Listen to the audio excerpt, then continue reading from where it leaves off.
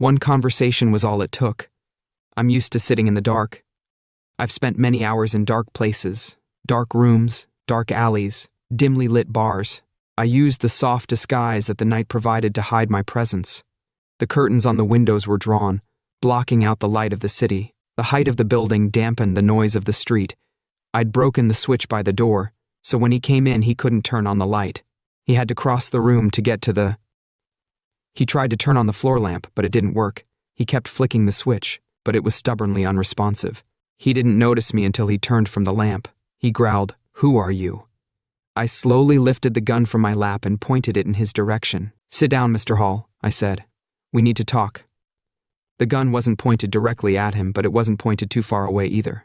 It was an old Walther PP Pre. It was a War 765 caliber, not as powerful as a 45 caliber pistol or even an N9 NIM, but more of a precision instrument. Like a scalpel in the hands of a skilled technician, it could be just as deadly. I was a very experienced technician, and the gun was small, but I'm not a very large man, so it fit well in my hands. I could easily install a silencer on it too. Many people consider the 7. I'd say the 7.65 was a pretty frivolous caliber. The Gestapo had killed thousands with it.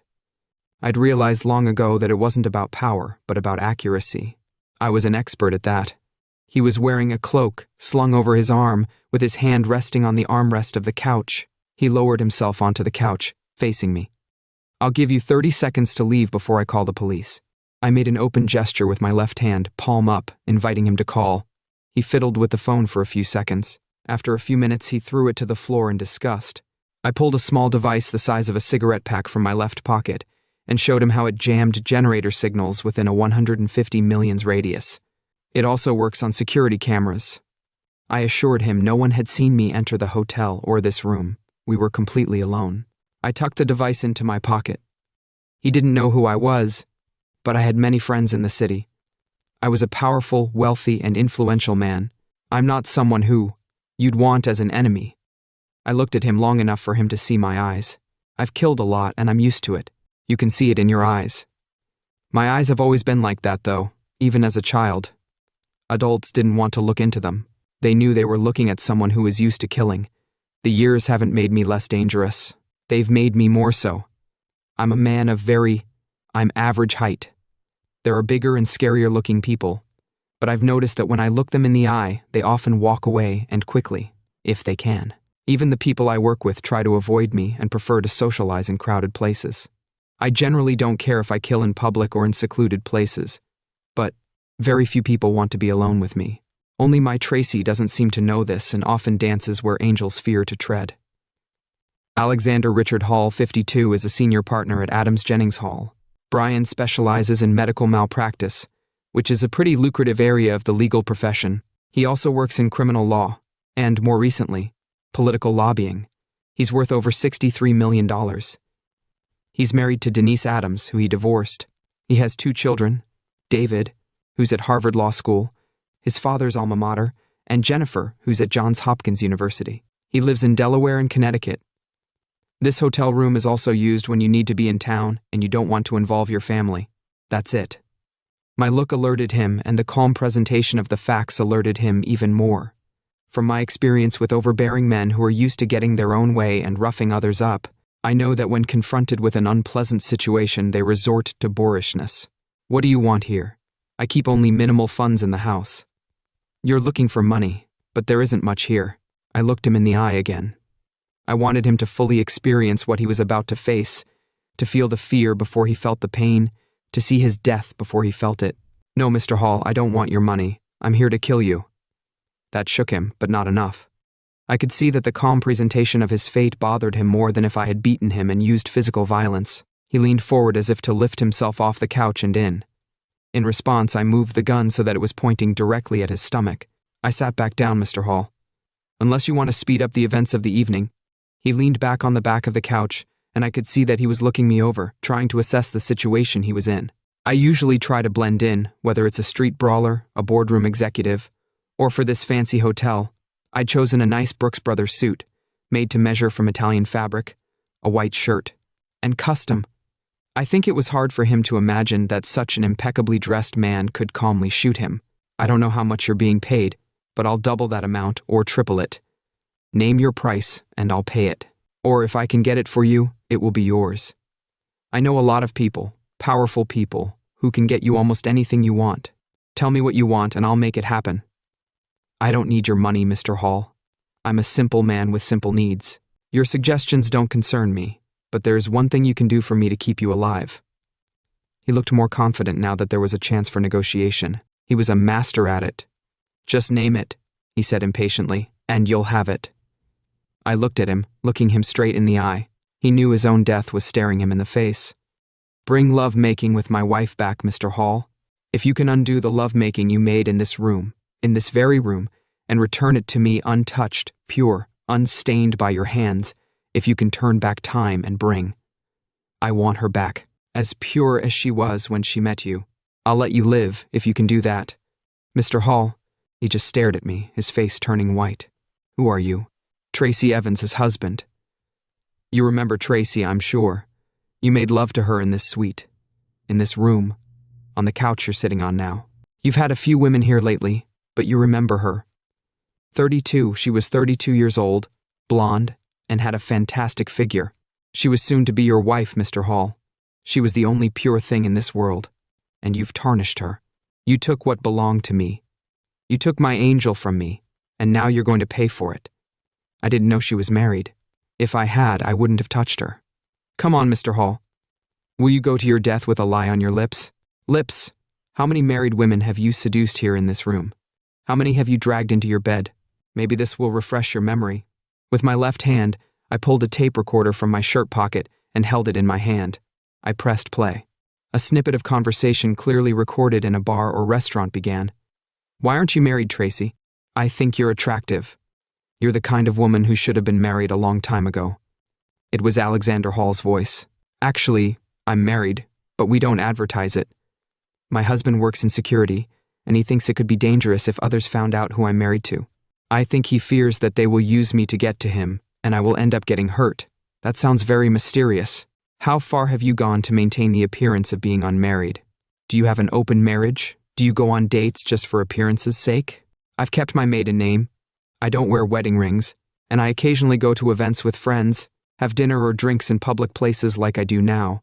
But that's where it stops. JN is a bit old-fashioned. He's definitely possessive, and I know he'd kill any man who took things too far with me. I turned off the recorder and put it back in my pocket. The gun was still pointed at Mr. Hall's stomach. I looked at him again. I've been shot several times, once in the abdomen and once in the left shoulder. The closest I can come to describing the pain I felt when I heard on the tape you and Tracy in this room scrabbling around like animals when I was shot in the gut. It is one of the most painful wounds known to man. Please wait, he managed to say before I shot him twice in the stomach. The silenced pistol made almost no noise, more of a pop than an explosion, just a whisper of quiet death. The .65 cartridge was small, subsonic and not very powerful. He brought his hand up to the wound, then raised it and stared at the blood on his fingers as if in disbelief. We sat there, him bleeding out, and I watched him slowly die. We had time. None of the shots were immediately life-threatening. I know you think you're in the right, but you're going to regret this. You lawyers have an expression called malice aforethought, which means intent to commit a crime. Tracy warned you that she was married and that I would kill you, and yet you knowingly slept with her. You thought you were above my wrath. Wrath, your stomach is killing you right now, but it's only going to get worse as the evening goes on. The pain will get worse, and you'll be willing to do anything to stop it. I once spent 2 days in the jungle with the same injury, and I survived. You won't survive. I looked at my watch. It was nearing 1. It was 000 in the morning. I had about 6 hours before I had to leave. We could enjoy our time together until then. I sat back and watched him agonize. At one point he was about to get up, but a gunshot shattered his left kneecap. It ended up leaving him lying on the floor shortly before 4. At 000 in the morning, it became too much for him. He was in shock, delirious, and fainting at times, but talking louder and louder. I put 2 bullets in his brain at the base of his skull at the back of his head, angled upward. I combed the room to make sure there was no evidence left, collected 5 empty brass casings, and turned the silencer back on at 7. Sir. Then I left, mingling with other businessmen and travelers, jamming the security cameras that they were trying to follow my departure without saying anything. I needed to talk to Tracy. It's often said that there's only one true love in this world. If that's true, then my one true love is dead. Death. I didn't choose this relationship, death chose me. I've been intimate with her to this day. I don't know why she picked me as her lover. She chose to embrace me as a lover, not a victim. But it was one-sided. She took everything from me and gave little in return. I was her favorite, her lover. In exchange for loving me, she allowed me to use my power to bring death to others, but at the cost of her humanity. She was a jealous lover, which I didn't understand at the time, but I learned later. She recognized no rivals in her love. Our relationship began before I was born. It started just weeks before my mother died in the ICU from a drug overdose. She was brain dead, but somehow they kept her body alive for 15 days on a ventilator, pumping her full of nutrients. I was given antibiotics and other drugs to give my body a little more time to develop. Back in 1980, medicine wasn't as advanced as it is today. I spent the first 3 months of my life in an incubator at the hospital. I was born into a difficult situation. My mother was a teenage drug addict who was picked up in an alleyway, and my father was also unknown. I was born prematurely and spent the first 2 weeks of my life in the hospital. I'm not sure if it was the drugs my mother was on or the fact that I lived for 2 weeks that saved me. I was born attached to a dead person's umbilical cord. From that point on, I became death's favorite. Besides, who would want to adopt a premature drug addict with eyes so dark blue that they sometimes looked like I had no irises? Even now, in my adult life, adults are wary of looking me in the eye. After the hospital, I grew up in several foster homes, some good and some not so good. Despite the challenges of my birth, my body grew to a normal size. Not too big, but not too small either. Aside from my eyes, which sometimes appeared dark blue and sometimes black, I was a normal child. I was pretty much like any other human, except for my unusually strong muscles, which I only showed when I needed to. I later learned that I'm technically a psychopath because I don't experience the same emotions as others, but I'm also unique in that I don't feel any reason to hate, harm, or hurt others. I feel neither love nor hate, sadness, joy, elation, or depression. Death loved me in its own way, but I didn't know how to respond, so I just submitted. I didn't love death, and I didn't want to. The one time I felt love, it destroyed it. I had no friends at school, but I had no enemies either. I moved around a lot, depending on which house I was in at the time. I was smart, but I saw no need to prove it by just getting by. At the new school, I was challenged, but because of my strength and my complete lack of fear, the fights were usually short and often bloody. Sometimes, yes, I lost, especially when I was outnumbered, but more often I won. Even in defeat, the victors paid a price that discouraged me from repeating. I never sought revenge, but I realized from the beginning that to put down an opponent quickly and brutally was to teach a lesson that no one would want to repeat. I existed in my foster homes, forming no attachments and developing no feelings for the paid caregivers who provided me with housing and food. The psychiatrists I was provided with at public expense found nothing wrong with me, claiming that I was perfectly sane. Even though they thought I was perfectly sane, I didn't have any neurosis, anxiety, or psychotic behavior. In short, they couldn't find anything wrong with me except that I didn't show any emotions. They decided I was harmless and assumed my emotions were sealed inside. They didn't notice or care that I didn't have any. I didn't tell them anything either. I was happy to do what those who cared for me asked and showed them the respect and obedience they deserved. But I didn't create any long-lasting relationships. They came and went. I was in and out of my life in a constant stream of faces. I was often overlooked, not because of anything I did, but because my presence was unsettling. Just 3 days after graduating from high school, I was on my way to boot camp. I had applied to the Army while still in school and signed up. I wanted to serve from the moment I graduated. I saw no reason to delay, and I didn't require a specialization. I didn't make a deal. My goal was to become a Marine. The war hadn't happened yet, but I knew it would start someday. Unlike school, my goal in the Corps was to excel, and I did in hand-to-hand combat. I also did hand-to-hand combat training, firearms training, conventional and unconventional warfare, and parachuting. I even did sniper school and subversion training because of my physical strength and inner discipline. I excelled in hand-to-hand combat. Hand-to-hand combat, I was never angry, worried, or afraid. I never felt any sympathy for my opponent, nor any rage towards them if they defeated me. I learned a lesson from it and didn't want revenge. I wasn't insulted because I had no pride to appease if I won, which was not uncommon. I didn't need to humiliate my opponent, and I simply defeated them in the most efficient way possible, with the least amount of effort that others took. This was seen as a sign of my maturity or benevolence, which amused me if I could be amused. I learned to laugh and I tried to hide my emotional weakness, but it only scared those around me. I had been in the military for 3 years when 9/11 happened. Within a week, I was on my own, deep in Afghanistan near the Pakistani border. I was good at solo missions, working alone without a partner or team. The Corps didn't like that, but there were times when it was necessary, and if it was required, they assigned it to me. I signed up for 4 more years and spent them in Afghanistan, Pakistan, Kuwait, and Iraq.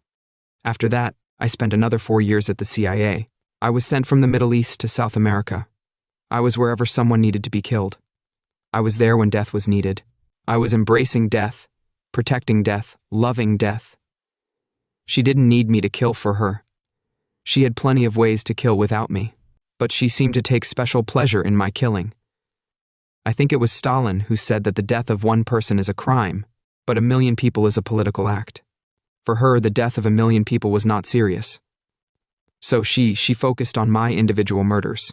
When you have a lot of different things to choose from, it's often best to focus on 1 or 2 to avoid feeling overwhelmed. Having too many options can make it difficult to decide and process them all. She learned to enjoy my kills, to base in their warmth. She took pleasure in actions that left me motionless and cold. I was the only item on the menu. She chose me before the menu was even drawn up. After 12 years in the job, I was fed up. My supervisor was surprised when I told him I wasn't going to continue in the service. He suggested I take a few months' leave, but he didn't understand me. I wasn't tired of killing. I was tired of killing for minimum wage. I consulted with one of my clients. He immediately saw the advantages to the company. I was no longer a Marine, and they could use me for jobs that Marines didn't officially approve of. Plus, I wasn't on government pay, and they had plausible if anything I did became public. I was able to work domestically, which had previously been prohibited.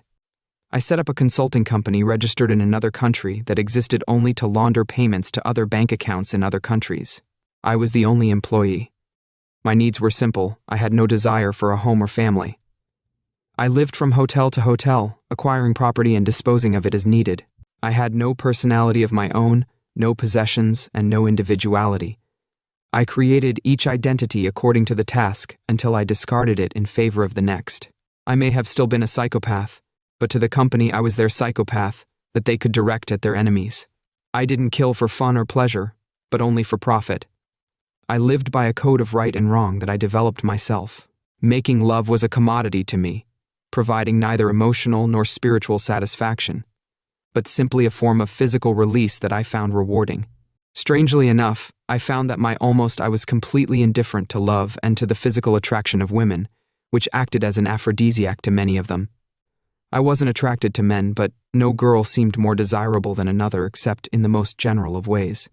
I wanted them simply for release, and to my surprise, found that many of them were attracted to the cold, clinical style of lovemaking I provided.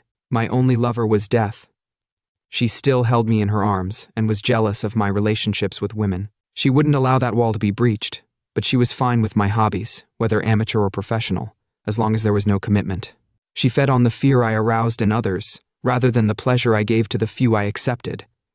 I was assigned to eliminate a socialist professor from a South American country who was in self-exile because of a change in power. He had come to raise money in academia to return home and stir up more trouble. The job took some time because it was supposed to look like an accidental death. It was on this assignment that I met Tracy. She was connected to my assignment in some way. I met her at a cocktail party. He'd come to raise money in academia to return home and stir up more trouble because of a change in power. The job took some time because it was supposed to look like an accidental death. That's when I met Tracy. She was connected to my assignment in some way. I met her at a cocktail party. I'd arranged to meet a visiting professor and I felt an immediate attraction to her. I'd never felt this way before. I felt love for her, but I knew I couldn't tell her how I felt. I wanted to be with her, to protect her, to love and cherish her. We had a whirlwind romance. A month later, I married her. I made an arrangement with someone I know at the company to have a federal judge perform the ceremony in secret. I wanted her and needed her, but my assignments kept me away from her. I was only able to spend time with her on rare occasions shortly after the wedding. I got rid of my current assignment and was immediately sent to South America for another job. After that, I traveled through Iraq to get rid of. I took her with me to Baltimore for the weekend to eat crab cakes and see the bay. On the second evening, we were attacked by 3 muggers. I killed them in 10 seconds and then led her away from the scene, leaving their crumpled bodies. The next morning, we checked out of the hotel and drove back to New York. She sat in the car, moving away from me, brooding. I didn't like her sitting on the sidelines. Once we got back to her apartment, I slowly brought her back into my arms. That started our life for the next few years. I would spend a few days a week, or even 2 with her in New York. Then I'd go back on a business trip for a month or 3. I don't know if she liked this lifestyle, but we never discussed it. I made my feelings for her clear. She was the one I loved, and this is what our life would be like. She accepted that it was out of character for her to complain, at least to me. I'm sure she would have told me if she wasn't happy. She was still the only one who could look me in the eye, though. I noticed that, as time went on, she did so less and less often. It was as if something she saw bothered her. I could see that she was bothered by it, but for me, the time I spent with her was the only time I felt truly happy. Her house was the only place where I could relax, be myself, and not put on a front. I wasn't really myself under it all, so with her, I played the role of a loving husband. I even told her that I would kill any man who touched her. I was jealous, of course. While I was away, she was under surveillance for her own safety. I'd killed too often and for too long to not make enemies who could come at me through her. My employers had organized this. It was another perk of the job, but it also allowed them to have more influence over me. I didn't think Tracy was cheating on me. She loved me too. I loved her, but I only wanted to protect her. Had I really been blinded by my love for her?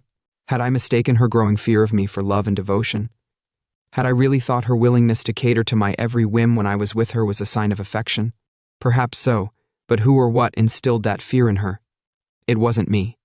In no word or deed had I harmed her or threatened her, but I showed her love, kindness, gentleness, and tenderness when I was with her.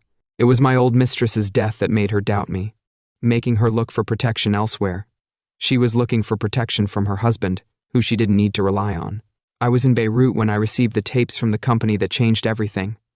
Tracy was becoming too much of a risk, for one conversation with her was all it took for the company to seal her fate.